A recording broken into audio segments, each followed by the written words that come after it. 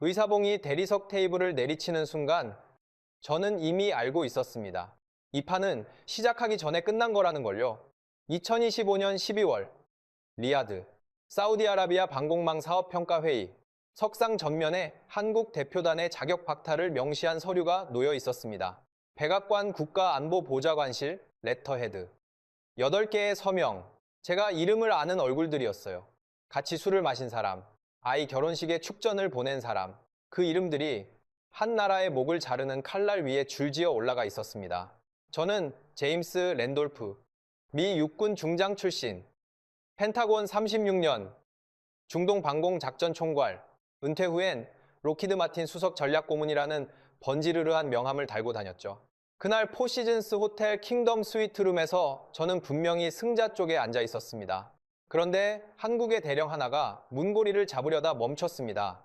그 3초가 모든 것을 바꾸었어요. 포시즌스 호텔 VIP 스위트룸, 섭씨 22도의 에어컨 바람 속에 아라비카 커피 향과 향수 냄새가 뒤섞였습니다. 대리석과 마호가니로 장식된 이 방에서 25조 원짜리 중동 방공망 사업의 주인이 결정되는 거였어요. 둥근 테이블에 둘러앉은 양복들은 서류를 매만지고 있었지만 속을 들여다보면 전혀 달랐습니다. 남의 나라 안보를 혓바닥으로 난도질하는 인질극이었어요. 사우디 압둘라 알파이살 차관이 일어섰습니다. 대한민국 방공팀의 25조 원 입찰 자격을 이 시간부로 박탈합니다. 의사봉이 대리석을 때렸고 그 소리가 총성처럼 회의실을 갈랐습니다. 제 옆에서 로키드 마틴 마이클 크로포드가 봉투를 꺼냈어요. 테이블 위로 밀어낸 건 백악관 서한 한 장이었습니다. 내용은 명확했어요. 한국을 평가에 포함시킬 경우 내일 아침까지 리야드 주둔 미군 패트리엇 포대를 전면 철수한다. 안보를 볼모로 잡은 겁니다. 패트리엇이 빠지면 사우디 수도 방공망에 구멍이 뚫려요. 수백만 시민의 목숨이 걸린 협박이었습니다. 영국 BAE 시스템즈의 나이젤 스털링이 위스키 잔을 들었습니다. 축배였어요. 한국의 장례식에 바치는 축배. 이스라엘 로비스트 둘이 잔을 맞대는 신호를 보냈죠. 3분 만에 재판이 끝났습니다. 피고는 얼굴도 들어보지 못하고 사형을 선고받은 셈이었어요. 스털링이 한국 대표단 쪽을 향해 거들먹거렸습니다. 한국 친구들, 서운해하지 마시게. 에어컨 기술로는 인정하니까 그쪽을 팔러 가시는 게 낫지 않겠나. 36년 군 생활 동안 수많은 장교를 만났습니다. 저 역시 별 3개를 달았어요. 하지만 그 순간 가슴팍에 달린 삼성 장군 배지는 로키드 마틴이라는 간판의 장식품에 불과했습니다. 입을 열 수가 없었어요. 위스키를 한 모금 삼켰는데 알코올이 아니라 수치심이 목을 태웠습니다. 사우디 경호원들이 다가갔어요. 한국 팀의 노트북 덮개를 강제로 닫아버렸습니다. 한화에어로스페이스 곽태식 직장이 굵은 팔뚝에 힘을 주며 서류를 챙겼습니다. 팔뚝엔 화상 흉터가 가득했어요. K9 자주포, 천궁 발사대까지 30년을 쇠가루와 씨름한 흔적이었습니다. LI기넥스1 최명호 수석은 모니터를 한 번 더 확인하고 나서야 천천히 노트북을 접었어요. 두 사람 모두 입을 꾹 다물고 있었습니다. 주먹이 하얗게 질려 있었어요. 한국 대표단 선두에서 박동진 대령이 문 쪽으로 걸어갔습니다. 짧게 깎은 머리, 찔러도 피 한 방울 안 나올 것 같은 강직한 턱선. 그 등이 멀어졌어요. 크로포드가 안도하듯 위스키를 한 모금 더 삼켰고 스털링은 양복 소매를 매만지며 다음 의제를 꺼내려 했습니다. 깔끔한 각본이었어요. 한국은 퇴장하고 25조 원은 서방이 나눠 먹는 그림이었습니다. 그런데 문고리를 잡으려던 박 대령이 멈췄습니다. 손이 문고리 위에서 3초쯤 머물렀어요. 그리고 발걸음을 돌렸습니다. 저는 그 순간 박 대령의 눈을 봤습니다. 분노가 아니었어요. 계산이었습니다. 차가운 결심이 끝난 사람의 눈이었어요. 박 대령이 한국 대표단 테이블로 돌아가더니 의자 옆에 세워두었던 육중한 장비 케이스를 양손으로 집어들었습니다. 그리고 크로포드 앞 대리석 테이블 한가운데로 던졌어요. 아니, 던졌다는 표현으로는 부족합니다. 육중한 쇠덩어리가 최고급 유리 테이블을 관통하며 산산조각을 냈어요. 유리 파편이 크로포드의 양복 위로 비처럼 쏟아졌고 알파이살 차관의 커피잔이 바닥으로 튕겨나갔습니다. 경호원들이 반사적으로 허리에 손을 가져갔죠. 파편 사이로 박 대령의 목소리가 떨어졌습니다. 낮았지만 회의실 구석구석까지 박혀드는 음성이었어요. 전쟁은 에어컨 밑에서 양복쟁이들이 혓바닥으로 하는 게 아닙니다. 시선이 크로포드를 관통했습니다. 위스키 잔을 쥔 손이 아니라 백악관 서한을 밀어넣은 바로 그 손을 똑바로 보고 있었어요. 3분 전까지 이 방의 주인은 크로포드였습니다. 지금은 깨진 유리 파편 위에 우뚝 선 한국의 대령이 공기를 지배하고 있었어요. 박 대령이 알파이살 차관을 정면으로 응시했습니다. 차관님, 지금 당장 알술라이 사막으로 갑시다. 누구 쇠덩이가 진짜인지 사막에서 붙어보면 압니다. 크로포드의 뒷목이 빨갛게 달아올랐습니다. 방금 테러리스트로 체포하라고 소리쳤는데 경호원들이 꿈쩍도 하지 않았거든요. 사우디 경호원들은 알파이살 차관의 눈치를 보고 있었습니다. 차관이 명령하지 않으면 총구는 올라가지 않아요. 크로포드가 전략을 바꿨습니다. 영국의 나이젤 스털링이 스마트폰 화면을 차관 쪽으로 돌렸어요. 기상 위성 화면이었습니다. 차관님, 현재 알술라이 사막에는 초속 30m의 모래 폭풍이 몰아치고 있습니다. 국제평가 규정에 따르면 이 기상 조건에서의 야외 테스트는 불법입니다. 법을 방패로 꺼내든 겁니다. 미국이 안보를 인질로 잡고 영국이 법을 울타리로 쳤어요. 두 겹의 봉쇄가 한국 팀을 애워쌌습니다. 알파이살 차관의 얼굴이 어두워졌어요. 그때 한국 대표단 뒷줄에서 의자가 밀리는 소리가 났어요. 가르마를 한 치의 오차도 없이 탄 젊은 사내가 일어섰습니다. 국방부 파견 국제계약 법무 담당이 서기관.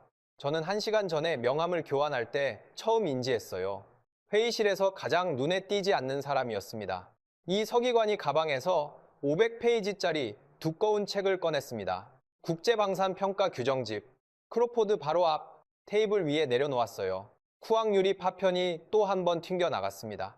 크로포드가 움찔했어요. 이 서기관이 안경을 고쳐 쓰고 입을 열었습니다. 제3장 12조. 3등급 이상 극한 기상 상황에서의 시험은 국제방산평가 규정에 의거하여 합법적 최고 가산점 대상입니다. 한 글자도 더듬지 않았어요. 500페이지짜리 영문 규정집의 조항을 토시 하나 안 틀리고 암송한 겁니다. 크로포드의 눈이 커졌어요. 스털링의 입꼬리가 내려갔습니다. 부칙 제7조. 극한 기상 조건에서 자발적으로 시험을 요청한 참가국에 대해서는 평가위원회가 이를 거부할 법적 근거가 존재하지 않습니다. 스털링이 꺼내든 법의 방패가 정확히 법으로 박살이 났습니다. 이 서기관이 규정집을 알파이살 차관 쪽으로 밀었어요. 차관님, 직접 확인하십시오. 불법은커녕 가산점입니다. 차관의 시선이 규정집 위에 멈췄습니다. 그 눈에서 무언가가 바뀌고 있었어요. 혼란이 아니라 의심이었습니다. 지금까지 서방이 밀어붙였던 서류가 전부 이런 식이었던 건 아닌가 하는 의심. 얼마나 많은 조항을 왜곡당했는지 처음으로 자각하는 표정이었어요. 저는 더 이상 참을 수가 없었습니다. 36년 동안 중동 방공 작전을 총괄했어요. 단 한 번도 에어컨 밑에서 서류로 결판낸 적이 없었습니다. 사막에서, 바다에서, 고원에서, 쇠덩이는 현장에서 증명하는 겁니다. 걸프전 때 스커드가 머리 위를 지나갈 때도 레이더 앞에 서 있던 제가 양복쟁이들의 서류 장난 때문에 의자에 붙어 있었다는 사실이 목구멍을 태웠어요. 제가 자리에서 일어났습니다. 의자가 뒤로 밀리는 소리에 크로포드가 고개를 돌렸어요. 저보다 12살 어린 이 로비스트의 눈에 당혹감이 떠올랐습니다. 저는 미국의 수석 전략 고문이었으니까요. 같은 편이었으니까요. 제가 크로포드의 어깨를 짓눌렀습니다. 양복 천너머로 뼈가 만져졌어요. 이 사내가 평생 들어본 적 없는 무게가 어깨를 짓누르고 있다는 걸 표정으로 알 수 있었습니다. 미 중부사령부 방공작전 총괄로서 명한다. 당장 현장으로 간다. 크로포드의 입이 벌어졌지만 소리가 나오지 않았습니다. 알파이살 차관이 손에 들었던 서류를 내려다봤어요. 크로포드가 밀어넣었던 한국 배제 통보 문서였습니다. 차관의 손이 종이 위에서 멈춘 건 2초쯤이었을 겁니다. 그리고 찢었습니다. 두 조각으로 갈린 종이가 깨진 유리 파편 위로 떨어졌어요. 차관은 거기서 멈추지 않았습니다. 경호원에게 손짓하더니 금색 인장이 박힌 문서 한 장을 건네받았어요. 사격장 특별통행증. 차관이 펜을 집어들고 서명란에 이름을 적어 넣었습니다. 펜 끝이 종이를 파고드는 소리가 회의실에 또렷이 울렸어요.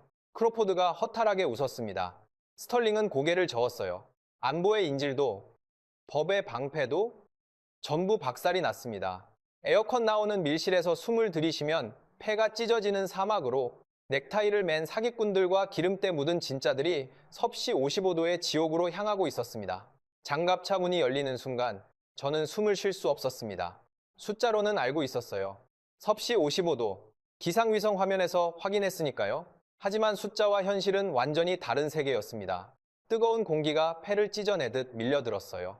초속 30m의 모래폭풍이 피부를 사포로 문지르듯 달아냈습니다.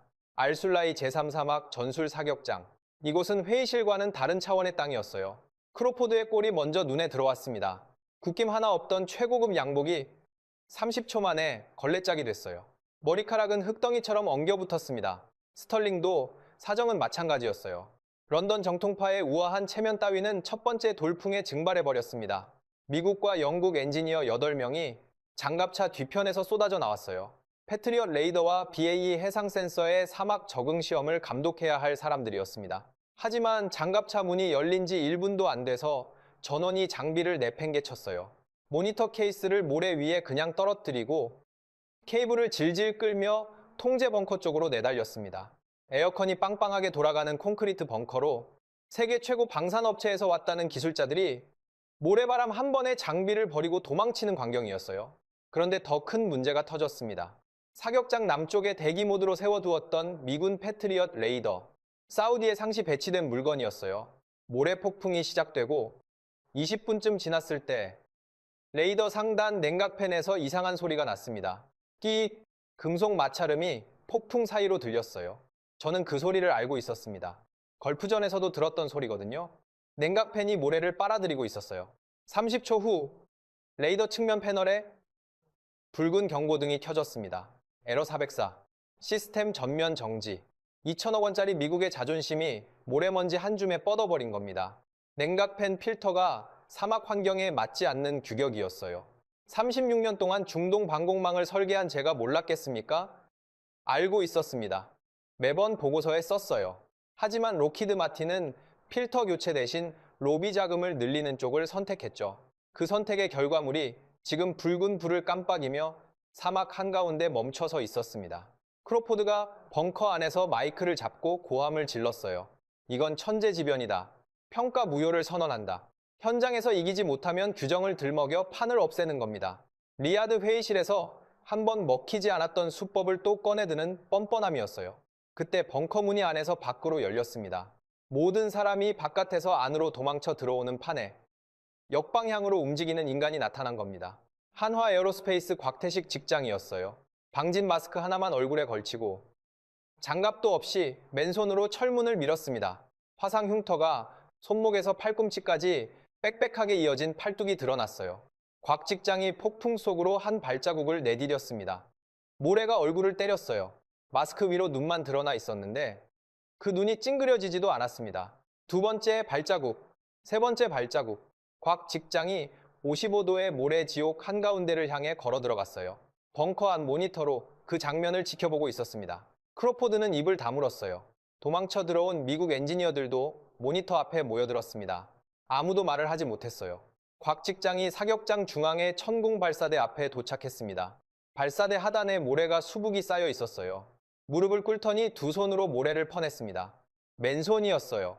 금속 표면이 55도의 직사광선에 달궈져 있었을 텐데 화상 흉터 가득한 손이 주저하지 않았습니다. 모래를 걷어내고 하부 패널을 열더니 발사대 안으로 몸을 밀어 넣었어요. 기어 들어간 겁니다. 7분이 걸렸습니다. 곽 직장이 발사대 아래에서 기어 나왔을 때 마스크 아래로 땀이 비처럼 흘러내리고 있었어요. 손등이 빨갛게 달아 있었습니다. 새로운 화상이 기존 흉터 위에 겹쳐진 거였어요. 하지만 곽 직장은 손등을 작업복에 한번 쓱 문지르고 벙커를 향해 엄지를 치켜 세웠습니다. 준비 완료. 벙커 구석에서 최명호 수석이 키보드를 두드렸어요. 12번. 그리고 엔터키를 내려쳤습니다. 벙커 바깥에서 소리가 났어요. 낮고 묵직한 울림이 모래 폭풍을 뚫고 퍼졌습니다. 사격장 중앙에서 천궁 레이더 안테나가 돌아가기 시작했어요. 초속 30m의 모래 속에서 섭씨 55도의 열기 한가운데서 미국 장비가 에러 404를 띄우고 뻗어버린 바로 그 환경에서 한국의 레이더가 눈을 떴습니다. 벙커 모니터에 수치가 떴어요. 먼지, 유입 제로, 냉각 시스템 정상, 탐지 범위 최대, 초록색 정상 표시가 화면 전체를 채웠습니다. 저는 그 화면을 보면서 다리에 힘이 빠지는 걸 느꼈어요. 2천억 원짜리 패트리엇이 모래 한 줌에 무릎을 꿇은 바로 그 자리에서 한국의 천궁이 멀쩡하게 돌아가고 있었습니다. 필터 하나의 차이가 아니었어요. 사막에서 기계를 굴려본 사람과 에어컨 밑에서 엑셀만 두드린 사람의 차이였습니다. 30년을 쇳가루와 화상 흉터로 살아온 기술자와 30년을 로비 자금과 접대비로 살아온 로비스트의 차이였어요. 그때 사격장에서 30년째 근무하고 있다는 사우디 현지 레이더 기장이 벙커 안으로 들어왔습니다. 하산 알다사리, 62살의 이 노인은 평생 미국제 장비에 낀 모래를 닦아내며 서방 엔지니어들의 갑질을 견뎌온 바닥 실무자였어요. 하산이 모니터를 훑어봤습니다. 패트리엇의 붉은 에러 화면, 천궁의 초록 정상 화면, 시선이 초록 화면 위에 멈췄어요. 하산이 손에 들고 있던 렌치를 바닥에 내던졌습니다. 쨍! 30년이요. 하산의 목소리가 갈라져 있었습니다. 30년 동안 미국 기계에 낀 모래를 닦아냈소. 필터를 갈아달라고 100번을 말했소. 매번 다음 예산에 반영하겠다는 답만 돌아왔지. 하산이 모니터 앞에 선 미국 엔지니어들을 돌아봤어요. 아무도 눈을 마주치지 못했습니다. 오늘 처음 봤소. 진짜 기계를 만지는 사람들을. 하산의 손가락이 천궁 화면을 가리켰어요. 저 한국인들이요. 저게 진짜 쇠덩이를 다루는 놈들이요. 벙커 안에 아무도 반박하지 못했습니다. 저도 입을 열 수 없었어요. 하산이 말한 30년은 제 36년과 겹치는 시간이었거든요. 펜타곤에서 필터 교체를 건의할 때마다 돌아온 건 예산 삭감 통보였습니다. 그 예산은 로비 자금으로 갔어요. 하산이 모래를 닦는 동안 저는 파티에서 명함을 돌리고 있었던 겁니다. 이 사막의 진짜 주인은 양복을 입은 장군이 아니라 렌치를 든 노인이었어요. 크로포드는 무너지지 않았습니다. 저는 그게 오히려 놀라웠어요. 천궁 레이더가 정상 가동되는 초록 화면을 노려보던 크로포드가 갑자기 벙커 마이크를 낚아챘습니다. 표적 드론 속도를 마하 3으로 상향한다. 회피 기동을 최대 난이도로 섞어라. 레이더가 돌아간 것까지는 인정하되 실사격에서 바닥을 보여주겠다는 계산이었어요. 저는 속으로 씁쓸하게 인정했습니다. 크로포드의 계산이 틀리지 않았거든요. 마하 3은 초속 1000m가 넘는 속도입니다. 거기에 회피 기동까지 섞으면 요격 확률이 수직으로 추락해요. 폭풍 속 55도 사막에서 마하 3짜리 회피 표적을 맞추는 건 솔직히 저도 불가능에 가깝다고 판단했어요. 그런데 박동진 대령의 반응이 예상을 비켰습니다. 벙커 구석에 팔짱을 끼고 서 있던 박 대령이 크로포드를 향해 턱짓을 했어요. 가볍게, 심드렁하게 마하 3이요. 마하 4로 올리시죠. 벙커 안 공기가 멈췄습니다. 마하 4는 초속 1360m입니다. 지구상에 존재하는 거의 모든 단거리, 탄도미사일의 속도를 상회하는 수치예요. 이 조건에서 요격을 시도하겠다는 건 줄 없이 외줄타기를 하겠다는 소리와 다름없었습니다. 크로포드가 웃었습니다. 이번에는 진심으로 웃었어요. 한국이 스스로 무덤을 판다고 확신한 거였죠. 사격이 재개됐습니다. 영국 BA의 추적 레이더가 먼저 나섰어요. 표적이 마하4로 치솟자 레이더가 열기에 오버히트되며 화면이 꺼졌습니다. 요격탄이 발사조차 되지 못했어요. 요격률 0%. 스털링의 얼굴이 창백해졌습니다. 이스라엘 라파엘에서 가져온 최신 저고선 센서가 다음이었어요. 사막의 복사열에 눈이 멀었습니다. 요격탄 5발이 허공으로 날아가 모래밭에 처박혔어요. 요격률 0%. 마지막으로 미국의 패트리엇 최신 개량형이 나섰습니다.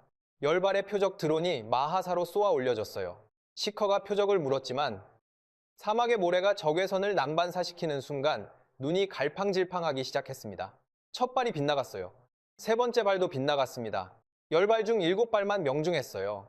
요격률 70%. 크로포드가 마이크를 다시 잡았습니다. 이 날씨에 마하4를 100% 잡는 건 물리적으로 불가능합니다. 미국도 70%를 찍었으니 합격 기준에는 충분합니다. 자기가 조건을 올려놓고 그 조건에서 자기 무기가 무너지자 합격 기준을 깎아내리는 겁니다. 알파이살 차관의 입술이 일자로 굳었어요. 이 사내가 뱉는 말 한마디 한마디가 사우디, 시민들의 목숨을 깎아내리는 거라는 걸 차관도 알고 있었습니다. 실전에서 10발 중 3발이 뚫리면 도시 하나가 불바다가 됩니다. 최명호 수석이 엔터키를 눌렀습니다. 파란 불기둥이 천궁 발사대에서 치솟았어요. 10발의 요격탄이 궤적을 틀며 상공으로 쇄도했습니다. 벙커 모니터에 10개의 파란 점이 떴어요. 그 위로 10개의 붉은 점이 마하4의 속도로 회피 기동을 펼치고 있었습니다. 파란 점들이 표적을 추격하지 않았습니다. 표적이 갈 곳을 미리 읽고 거기서 기다리는 움직임이었어요. 첫 번째 충돌. 붉은 점 하나가 사라졌습니다. 2초 뒤에 두 번째가 사라졌어요. 세 번째, 네 번째, 다섯 번째, 여섯, 일곱, 여덟, 아홉 번째. 붉은 점이 사라질 때 벙커 안에서 누군가 숨을 들이켰어요. 그리고 10번째, 마지막 붉은 점이 화면에서 증발했습니다. 전광판에 숫자가 떴어요. 요격률 100%, 열발 발사, 열발 명중, 시간 오차 0, 0초, 벙커 안이 묘하게 조용했습니다. 환호가 터져야 할 순간인데 너무 압도적이어서 아무도 소리를 내지 못했어요. 영국 엔지니어들이 고개를 떨궜습니다. 이스라엘 기술자가 안경을 벗고 눈을 비볐어요. 미국 엔지니어들은 아예 모니터에서 눈을 돌렸습니다. 크로포드가 의자에서 벌떡 일어나며 소리쳤어요. 조작이다. 한국 놈들이 사우디 서버를 해킹한 거야. 이 데이터는 가짜다. 자기 무기가 70%를 찍었을 때는 합격이라고 외치던 입이 한국이 100%를 찍자 해킹이라고 울부짖고 있었습니다. 그때 벙커 철문이 발길에 차이며 벌컥 열렸어요. 모래바람이 쏟아져 들어왔습니다. 곽태식 직장이 서 있었어요. 방진 마스크를 턱 밑으로 내리고 화상 흉터가 선명한 양손에 쇠덩이 파편을 들고 있었습니다. 방금 요격된 표적 드론의 자네였어요. 금속 표면에서 아지랑이가 피어오르고 있었습니다. 곽 직장이 벙커 안으로 성큼 걸어 들어와 크로포드 앞에 멈춰 섰어요. 그리고 뜨거운 파편을 크로포드의 최고급 구두 앞에 휙 던졌습니다. 쨍랑. 크로포드가 반사적으로 뒷걸음질 쳤어요. 곽 직장이 입을 열었습니다. 경상도 사투리가 벙커에 부딪혀 울렸어요. 기계는 거짓말 안 합니다. 해킹 운운하기 전에 발밑에 굴러다니는 증거부터 주어 보이소. 크로포드의 시선이 구두 앞에 놓인 파편 위에 멈췄습니다. 아지랑이가 아직 피어오르고 있었어요. 조작이라고 우기려면 이 파편이 가짜라는 걸 증명해야 했습니다. 하지만 55도 사막에서 갓 떨어진 실물 증거 앞에서는 할 말이 없었어요. 크로포드의 입이 열렸다 닫혔습니다. 아무 소리도 나오지 않았어요. 그때 이스라엘 라파엘 팀의 에이탄 벤 다비드가 일어섰습니다. 아이언돔의 핵심 설계자, 로비나 언론 플레이를 경멸하고 오직 데이터만 믿는 기술자였어요. 벤 다비드가 최명호 수석의 노트북 옆에 자기 태블릿을 내려놓았습니다. 원본 데이터를 직접 받아도 되겠소. 최 수석이 고개를 끄덕였어요. 크로포드가 달려와 벤 다비드의 팔을 잡았습니다. 뭐 하는 거야? 에이탄 한국 편을 드는 거냐? 벤 다비드가 크로포드의 손을 뿌리쳤어요. 나는 편을 들지 않소. 데이터를 보는 거예요. 30초가 지났습니다. 1분이 지났어요. 벤 다비드가 안경을 벗었습니다. 눈을 비비고 다시 썼어요. 화면을 다시 봤습니다. 입술이 벌어졌어요. 아직 아무 말도 하지 않았지만 그 표정만으로 답은 나온 거였습니다. 모든 시선이 이스라엘 기술자에게 쏠렸어요. 벤 다비드가 입을 열었습니다. 아이언돔 설계자인 내가 보증하지. 목소리가 낮았지만 벙커에 반사되어 구석구석까지 박혔어요. 19발 포화와 야간 기습 조건에서 100% 요격을 기록한 시스템은 지구상에 존재하지 않았소. 아이언돔도 못하는 일이요. 크로포드가 외쳐왔던 조작 주장은 그 한마디로 숨통이 끊어졌습니다. 새벽 4시. 리야드의 아잔 소리가 희미하게 들려오기 시작할 때 벙커에 다시 경보음이 울렸습니다. 페르시아만 방면 다수 여론 감지, 해상 접근 중, 스크린에 새로운 붉은 점들이 떠올랐어요. 28개, 자폭 드론을 가득 실은 소형 선박의 해상 자살 공격 편대가 페르시아만 쪽에서 사우디 해안을 향해 밀려오고 있었습니다. 하늘에서 끝난 줄 알았던 전쟁이 바다에서 다시 시작된 겁니다. 영국 BAE 해상 레이더가 가동됐어요. 하지만 스크린에 뜬 건 쓸모없는 노이즈 덩어리였습니다. BA 레이더가 파도의 반사파와 어선의 열원을 자폭 모함과 구분하지 못했어요. 스크린 위에 붉은 점과 흰 점이 뒤섞여 난장판이 됐습니다. 스털링이 벙커 구석에서 얼굴을 감쌌어요. 하늘에서 패트리엇이 뚫리고 바다에서 BAE가 눈이 멀었습니다. 서방의 방패가 하루 만에 2번 무너진 겁니다. 벙커 안쪽에서 키보드 소리가 다시 울렸어요. 최명호 수석이었습니다. 아까 노트북을 접은 게 무색하게 다시 화면 앞에 앉아 있었어요. 비궁, 한국이 독자 개발한 근거리 해상 요격 시스템이었습니다. 천궁의 탐지 데이터를 실시간으로 공유받아 해상의 열원을 독자적으로 추적하고 다연장 로켓으로 타격하는 체계였어요. 비궁의 탐지 화면이 BAE의 노이즈 난장판과는 차원이 달랐습니다. 파도의 반사파는 자동으로 필터링 됐고 어선의 열원은 회색점으로 밀려났어요. 스크린 위에 붉은 점 28개만 깨끗하게 남았습니다. 최 수석이 엔터키를 눌렀어요. 해안에 배치된 비궁 발사대에서 다연장 로켓이 일제히 사출됐습니다. 화염이 새벽 바다를 밝혔어요. 단 한 차례의 사격이었습니다. 스크린 위에 붉은 점이 18개가 차례로 소멸했어요. 하늘에서 19발, 바다에서 28척, 한국의 방패가 사우디의 하늘과 바다를 동시에 틀어막은 겁니다. 벙커 안에서 사우디 오퍼레이터들이 탁자를 내리치며 환호했어요. 울음과 환호가 뒤섞인 소리가 콘크리트 벽을 때렸습니다. 알파이살 차관이 두 손으로 얼굴을 감싸고 있었어요. 어깨가 떨리고 있었습니다. 그 혼란 속에서 스크린 하단에 새로운 텍스트가 떠올랐어요. 적국 외교부 긴급 성명. 모든 군사작전을 즉각 중단하고 병력을 전면 철수한다. 항복이었습니다. 그리고 벙커 육중한 철문이 바깥에서 강제로 열렸어요. 금속이 비명을 지르듯 끼익 소리를 냈습니다. 군화 소리가 콘크리트 바닥을 때렸어요. 5, 6, 7켤레의 군화가 일사불란하게 벙커 안으로 진입했습니다.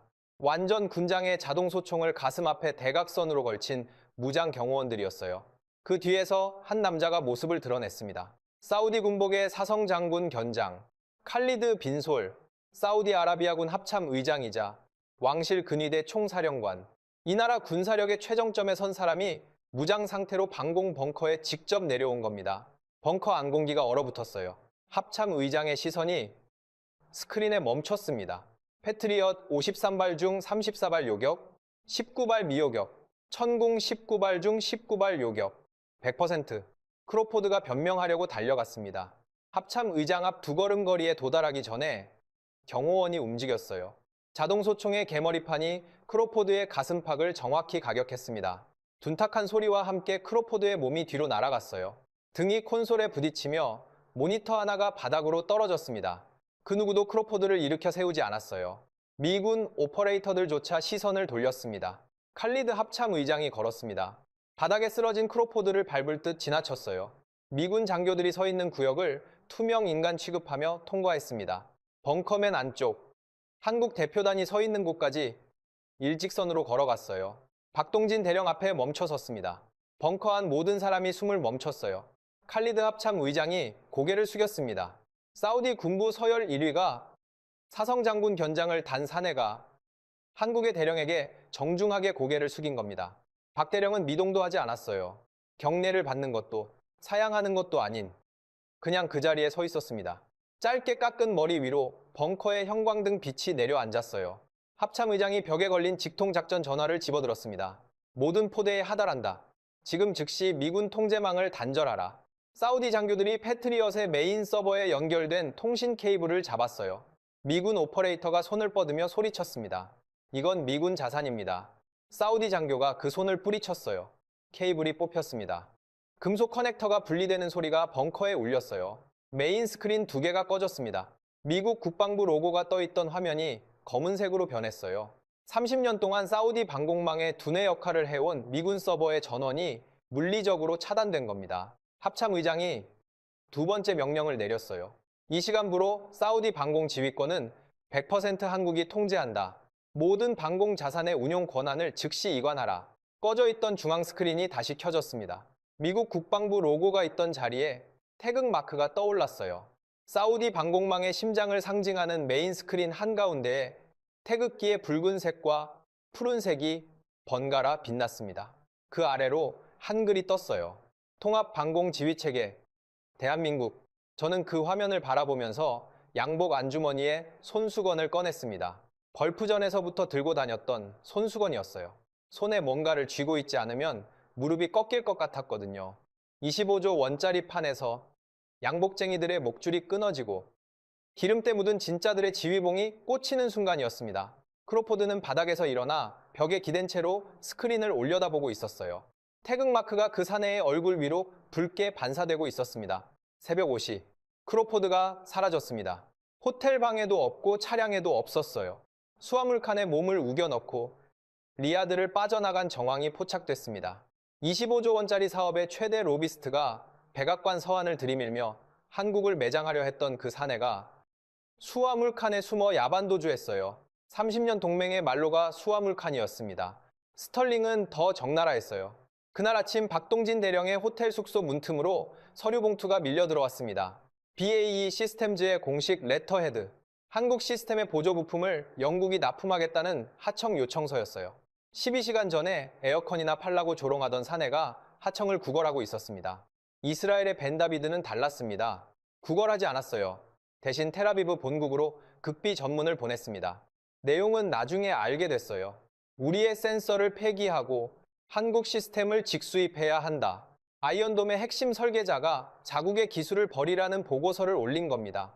데이터만 믿는 기술자의 결론이었어요. 오전 9시. 저는 페르시아만 해안으로 나갔습니다. 해안선을 따라 걸었습니다.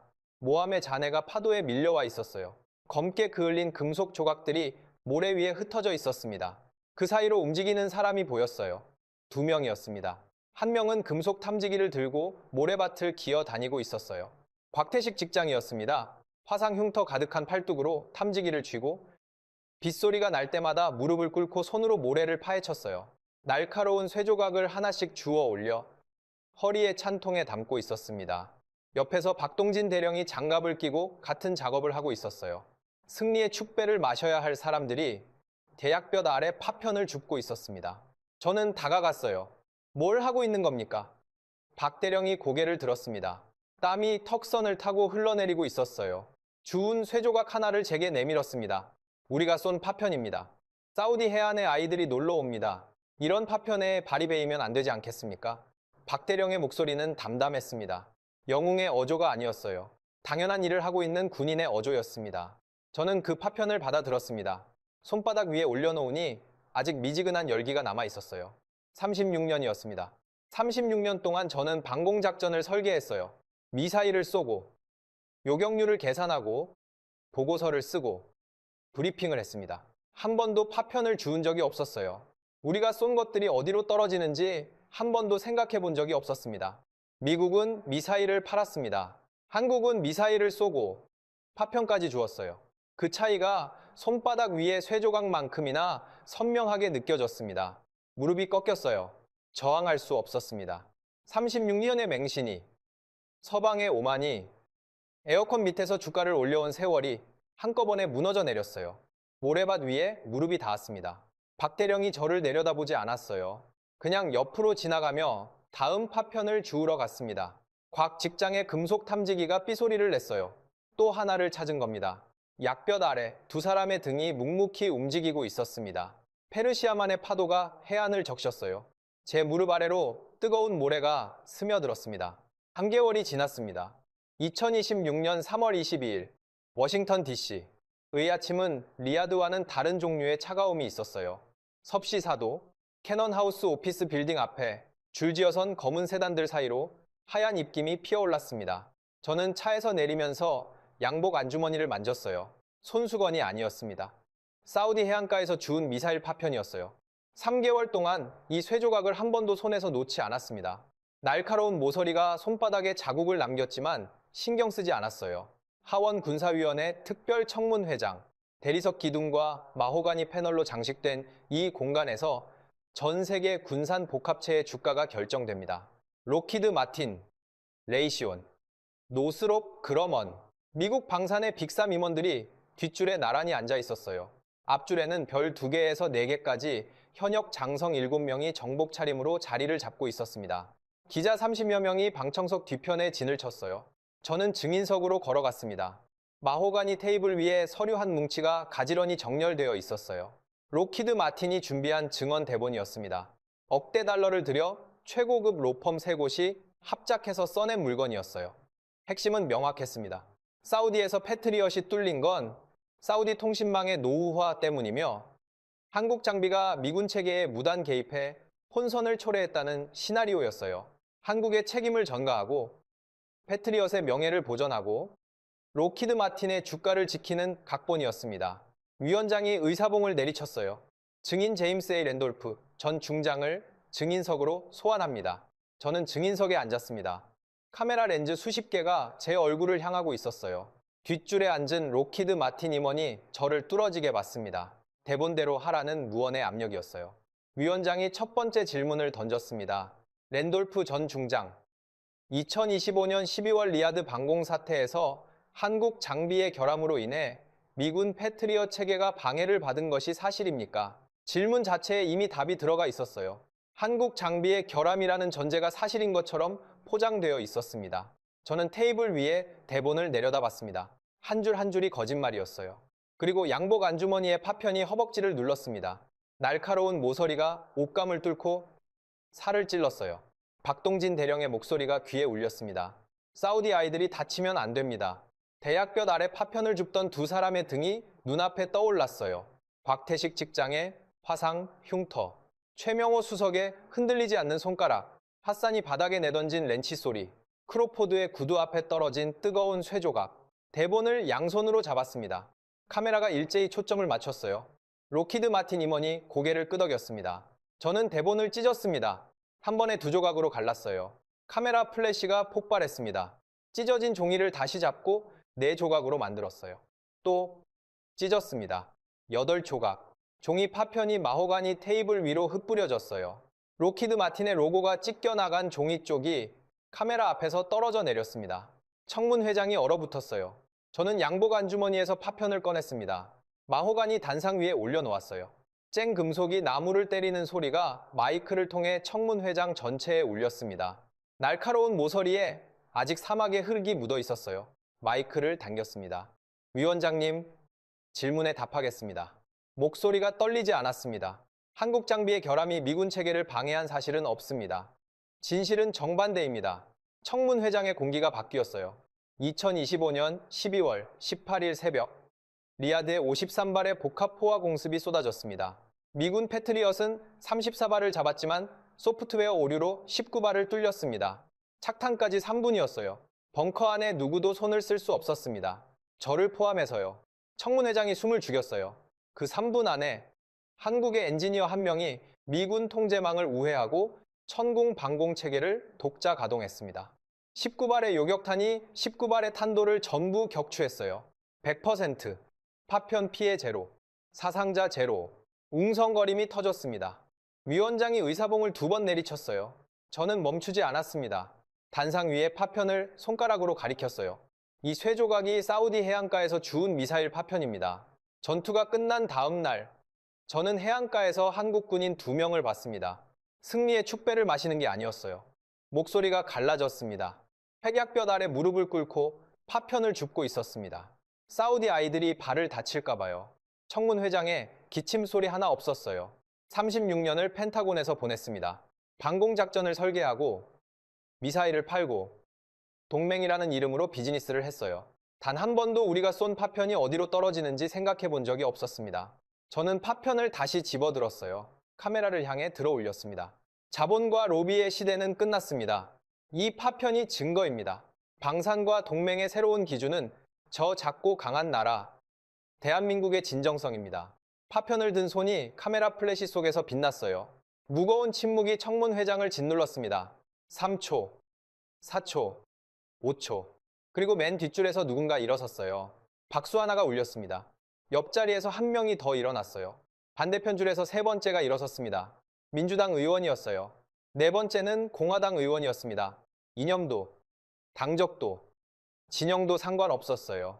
한 명씩 자리에서 일어나며 박수를 쳤습니다. 기립박수가 파도처럼 청문 회장을 덮었어요.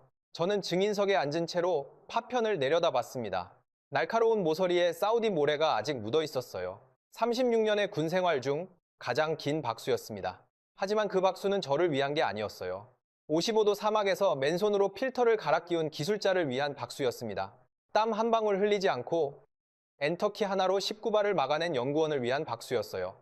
그 약볕 아래 남의 나라 아이들을 위해 파편을 주운 군인을 위한 박수였습니다. 박동진, 곽태식, 최명호. 이 이름들이 오늘 이 청문 회장보다 훨씬 무거웠습니다. 박수 소리가 멀어지고 가까워지고 다시 멀어졌어요. 그 박수가 끝날 때쯤 저는 처음으로 깨달았습니다. 진짜 동맹은 무기를 팔 때 시작되는 게 아니었어요. 파편을 주울 때 완성되는 겁니다. 의사봉이 대리석 테이블을 내리치는 순간 저는 이미 알고 있었습니다. 이 판은 시작하기 전에 끝난 거라는 걸요. 2025년 12월 리야드 사우디아라비아 방공망 사업평가회의 석상 전면에 한국 대표단의 자격 박탈을 명시한 서류가 놓여 있었습니다. 백악관 국가안보보좌관실 레터헤드 8개의 서명, 제가 이름을 아는 얼굴들이었어요. 같이 술을 마신 사람, 아이 결혼식에 축전을 보낸 사람, 그 이름들이 한 나라의 목을 자르는 칼날 위에 줄지어 올라가 있었습니다. 저는 제임스 랜돌프, 미 육군 중장 출신, 펜타곤 36년, 중동 방공 작전 총괄, 은퇴 후엔 로키드 마틴 수석 전략고문이라는 번지르르한 명함을 달고 다녔죠. 그날 포시즌스 호텔 킹덤 스위트룸에서 저는 분명히 승자 쪽에 앉아 있었습니다. 그런데 한국의 대령 하나가 문고리를 잡으려다 멈췄습니다. 그 3초가 모든 것을 바꾸었어요. 포시즌스 호텔 VIP 스위트룸, 섭씨 22도의 에어컨 바람 속에 아라비카 커피 향과 향수 냄새가 뒤섞였습니다. 대리석과 마호가니로 장식된 이 방에서 25조 원짜리 중동 방공망 사업의 주인이 결정되는 거였어요. 둥근 테이블에 둘러앉은 양복들은 서류를 매만지고 있었지만 속을 들여다보면 전혀 달랐습니다. 남의 나라 안보를 혓바닥으로 난도질하는 인질극이었어요. 사우디 압둘라 알파이살 차관이 일어섰습니다. 대한민국 방공팀의 25조 원 입찰 자격을 이 시간부로 박탈합니다. 의사봉이 대리석을 때렸고 그 소리가 총성처럼 회의실을 갈랐습니다. 제 옆에서 로키드 마틴 마이클 크로포드가 봉투를 꺼냈어요. 테이블 위로 밀어낸 건 백악관 서한 한 장이었습니다. 내용은 명확했어요. 한국을 평가에 포함시킬 경우 내일 아침까지 리야드 주둔 미군 패트리엇 포대를 전면 철수한다. 안보를 볼모로 잡은 겁니다. 패트리엇이 빠지면 사우디 수도 방공망에 구멍이 뚫려요. 수백만 시민의 목숨이 걸린 협박이었습니다. 영국 BAE 시스템즈의 나이젤 스털링이 위스키 잔을 들었습니다. 축배였어요. 한국의 장례식에 바치는 축배. 이스라엘 로비스트 둘이 잔을 맞대는 신호를 보냈죠. 3분 만에 재판이 끝났습니다. 피고는 얼굴도 들어보지 못하고 사형을 선고받은 셈이었어요. 스털링이 한국 대표단 쪽을 향해 거들먹거렸습니다. 한국 친구들, 서운해하지 마시게. 에어컨 기술로는 인정하니까 그쪽을 팔러 가시는 게 낫지 않겠나. 36년 군 생활 동안 수많은 장교를 만났습니다. 저 역시 별 3개를 달았어요. 하지만 그 순간 가슴팍에 달린 삼성 장군 배지는 로키드 마틴이라는 간판의 장식품에 불과했습니다. 입을 열 수가 없었어요. 위스키를 한 모금 삼켰는데 알코올이 아니라 수치심이 목을 태웠습니다. 사우디 경호원들이 다가갔어요. 한국 팀의 노트북 덮개를 강제로 닫아버렸습니다. 한화에어로스페이스 곽태식 직장이 굵은 팔뚝에 힘을 주며 서류를 챙겼습니다. 팔뚝엔 화상 흉터가 가득했어요. K9 자주포, 천궁 발사대까지 30년을 쇠가루와 씨름한 흔적이었습니다. LI기넥스1 최명호 수석은 모니터를 한 번 더 확인하고 나서야 천천히 노트북을 접었어요. 두 사람 모두 입을 꾹 다물고 있었습니다. 주먹이 하얗게 질려 있었어요. 한국 대표단 선두에서 박동진 대령이 문 쪽으로 걸어갔습니다. 짧게 깎은 머리, 찔러도 피 한 방울 안 나올 것 같은 강직한 턱선. 그 등이 멀어졌어요. 크로포드가 안도하듯 위스키를 한 모금 더 삼켰고 스털링은 양복 소매를 매만지며 다음 의제를 꺼내려 했습니다. 깔끔한 각본이었어요. 한국은 퇴장하고 25조 원은 서방이 나눠 먹는 그림이었습니다. 그런데 문고리를 잡으려던 박 대령이 멈췄습니다. 손이 문고리 위에서 3초쯤 머물렀어요. 그리고 발걸음을 돌렸습니다. 저는 그 순간 박 대령의 눈을 봤습니다. 분노가 아니었어요. 계산이었습니다. 차가운 결심이 끝난 사람의 눈이었어요. 박 대령이 한국 대표단 테이블로 돌아가더니 의자 옆에 세워두었던 육중한 장비 케이스를 양손으로 집어들었습니다. 그리고 크로포드 앞 대리석 테이블 한가운데로 던졌어요. 아니, 던졌다는 표현으로는 부족합니다. 육중한 쇠덩어리가 최고급 유리 테이블을 관통하며 산산조각을 냈어요. 유리 파편이 크로포드의 양복 위로 비처럼 쏟아졌고 알파이살 차관의 커피잔이 바닥으로 튕겨나갔습니다. 경호원들이 반사적으로 허리에 손을 가져갔죠. 파편 사이로 박 대령의 목소리가 떨어졌습니다. 낮았지만 회의실 구석구석까지 박혀드는 음성이었어요. 전쟁은 에어컨 밑에서 양복쟁이들이 혓바닥으로 하는 게 아닙니다. 시선이 크로포드를 관통했습니다. 위스키 잔을 쥔 손이 아니라 백악관 서한을 밀어넣은 바로 그 손을 똑바로 보고 있었어요. 3분 전까지 이 방의 주인은 크로포드였습니다. 지금은 깨진 유리 파편 위에 우뚝 선 한국의 대령이 공기를 지배하고 있었어요. 박 대령이 알파이살 차관을 정면으로 응시했습니다. 차관님, 지금 당장 알술라이 사막으로 갑시다. 누구 쇠덩이가 진짜인지 사막에서 붙어보면 압니다. 크로포드의 뒷목이 빨갛게 달아올랐습니다. 방금 테러리스트로 체포하라고 소리쳤는데 경호원들이 꿈쩍도 하지 않았거든요. 사우디 경호원들은 알파이살 차관의 눈치를 보고 있었습니다. 차관이 명령하지 않으면 총구는 올라가지 않아요. 크로포드가 전략을 바꿨습니다. 영국의 나이젤 스털링이 스마트폰 화면을 차관 쪽으로 돌렸어요. 기상 위성 화면이었습니다. 차관님, 현재 알술라이 사막에는 초속 30m의 모래 폭풍이 몰아치고 있습니다. 국제 평가 규정에 따르면 이 기상 조건에서의 야외 테스트는 불법입니다. 법을 방패로 꺼내든 겁니다.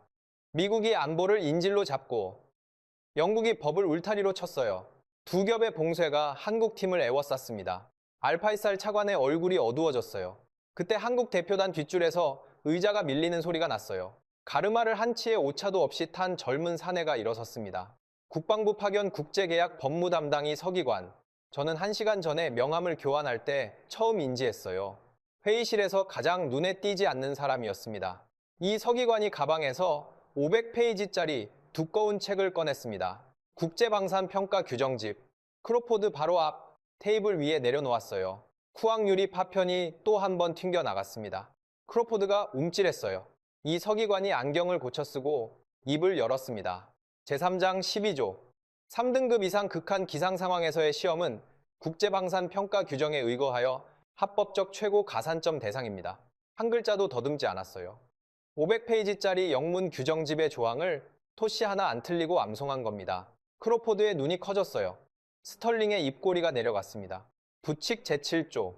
극한 기상 조건에서 자발적으로 시험을 요청한 참가국에 대해서는 평가위원회가 이를 거부할 법적 근거가 존재하지 않습니다. 스털링이 꺼내든 법의 방패가 정확히 법으로 박살이 났습니다. 이 서기관이 규정집을 알파이살 차관 쪽으로 밀었어요. 차관님, 직접 확인하십시오. 불법은커녕 가산점입니다. 차관의 시선이 규정집 위에 멈췄습니다. 그 눈에서 무언가가 바뀌고 있었어요. 혼란이 아니라 의심이었습니다. 지금까지 서방이 밀어붙였던 서류가 전부 이런 식이었던 건 아닌가 하는 의심. 얼마나 많은 조항을 왜곡당했는지 처음으로 자각하는 표정이었어요. 저는 더 이상 참을 수가 없었습니다. 36년 동안 중동 방공 작전을 총괄했어요. 단 한 번도 에어컨 밑에서 서류로 결판낸 적이 없었습니다. 사막에서, 바다에서, 고원에서, 쇠덩이는 현장에서 증명하는 겁니다. 걸프전 때 스커드가 머리 위를 지나갈 때도 레이더 앞에 서 있던 제가 양복쟁이들의 서류 장난 때문에 의자에 붙어 있었다는 사실이 목구멍을 태웠어요. 제가 자리에서 일어났습니다. 의자가 뒤로 밀리는 소리에 크로포드가 고개를 돌렸어요. 저보다 12살 어린 이 로비스트의 눈에 당혹감이 떠올랐습니다. 저는 미국의 수석 전략 고문이었으니까요. 같은 편이었으니까요. 제가 크로포드의 어깨를 짓눌렀습니다. 양복 천너머로 뼈가 만져졌어요. 이 사내가 평생 들어본 적 없는 무게가 어깨를 짓누르고 있다는 걸 표정으로 알 수 있었습니다. 미 중부사령부 방공작전 총괄로서 명한다. 당장 현장으로 간다. 크로포드의 입이 벌어졌지만 소리가 나오지 않았습니다. 알파이살 차관이 손에 들었던 서류를 내려다봤어요. 크로포드가 밀어넣었던 한국 배제 통보 문서였습니다. 차관의 손이 종이 위에서 멈춘 건 2초쯤이었을 겁니다. 그리고 찢었습니다. 두 조각으로 갈린 종이가 깨진 유리 파편 위로 떨어졌어요. 차관은 거기서 멈추지 않았습니다. 경호원에게 손짓하더니 금색 인장이 박힌 문서 한 장을 건네받았어요. 사격장 특별통행증. 차관이 펜을 집어들고 서명란에 이름을 적어 넣었습니다. 펜 끝이 종이를 파고드는 소리가 회의실에 또렷이 울렸어요. 크로포드가 허탈하게 웃었습니다. 스털링은 고개를 저었어요. 안보의 인질도, 법의 방패도 전부 박살이 났습니다.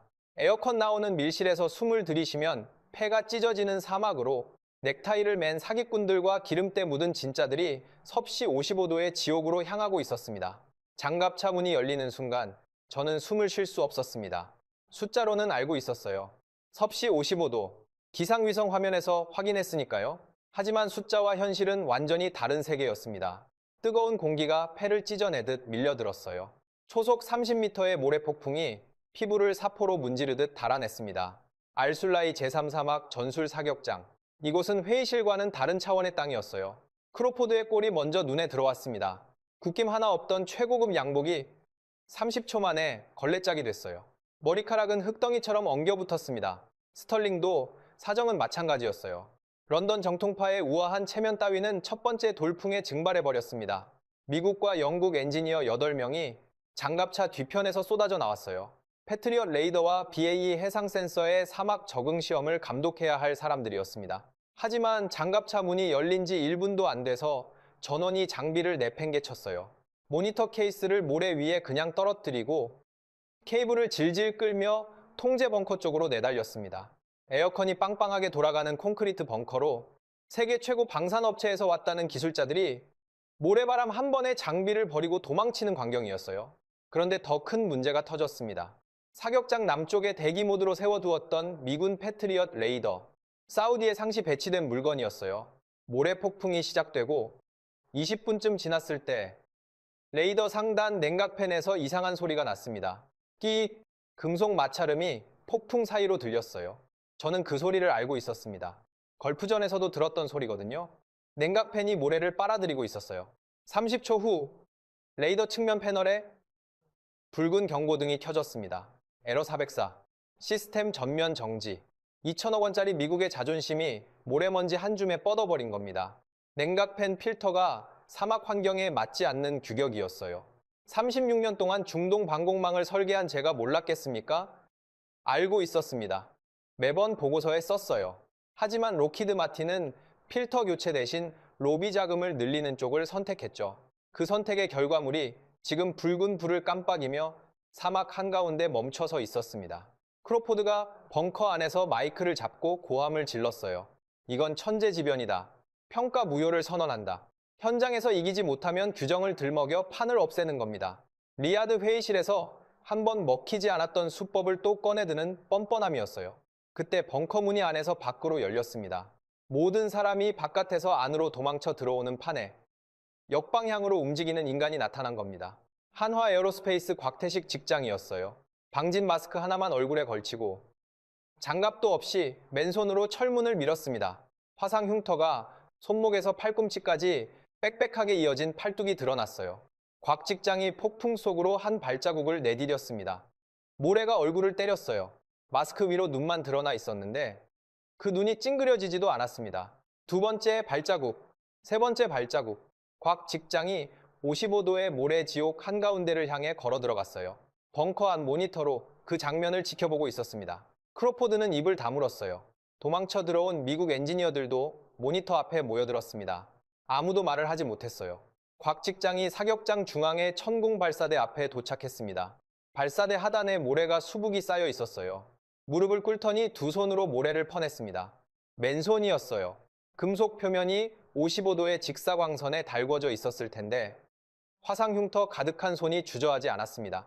모래를 걷어내고 하부 패널을 열더니 발사대 안으로 몸을 밀어 넣었어요. 기어 들어간 겁니다.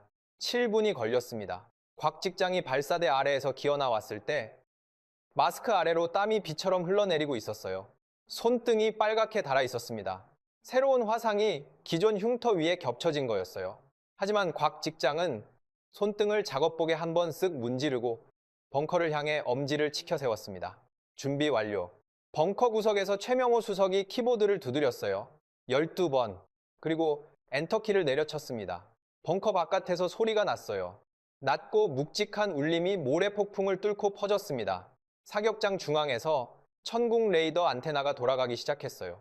초속 30m의 모래 속에서 섭씨 55도의 열기 한가운데서 미국 장비가 에러 404를 띄우고 뻗어버린 바로 그 환경에서 한국의 레이더가 눈을 떴습니다. 벙커 모니터에 수치가 떴어요. 먼지, 유입 제로, 냉각 시스템 정상, 탐지 범위 최대, 초록색 정상 표시가 화면 전체를 채웠습니다. 저는 그 화면을 보면서 다리에 힘이 빠지는 걸 느꼈어요. 2천억 원짜리 패트리엇이 모래 한 줌에 무릎을 꿇은 바로 그 자리에서 한국의 천궁이 멀쩡하게 돌아가고 있었습니다. 필터 하나의 차이가 아니었어요. 사막에서 기계를 굴려본 사람과 에어컨 밑에서 엑셀만 두드린 사람의 차이였습니다. 30년을 쇳가루와 화상 흉터로 살아온 기술자와 30년을 로비 자금과 접대비로 살아온 로비스트의 차이였어요. 그때 사격장에서 30년째 근무하고 있다는 사우디 현지 레이더 기장이 벙커 안으로 들어왔습니다. 하산 알다사리, 62살의 이 노인은 평생 미국제 장비에 낀 모래를 닦아내며 서방 엔지니어들의 갑질을 견뎌온 바닥 실무자였어요. 핫산이 모니터를 훑어봤습니다. 패트리엇의 붉은 에러 화면, 천궁의 초록 정상 화면, 시선이 초록 화면 위에 멈췄어요. 핫산이 손에 들고 있던 렌치를 바닥에 내던졌습니다. 쨍! 30년이요. 핫산의 목소리가 갈라져 있었습니다. 30년 동안 미국 기계에 낀 모래를 닦아냈소. 필터를 갈아달라고 100번을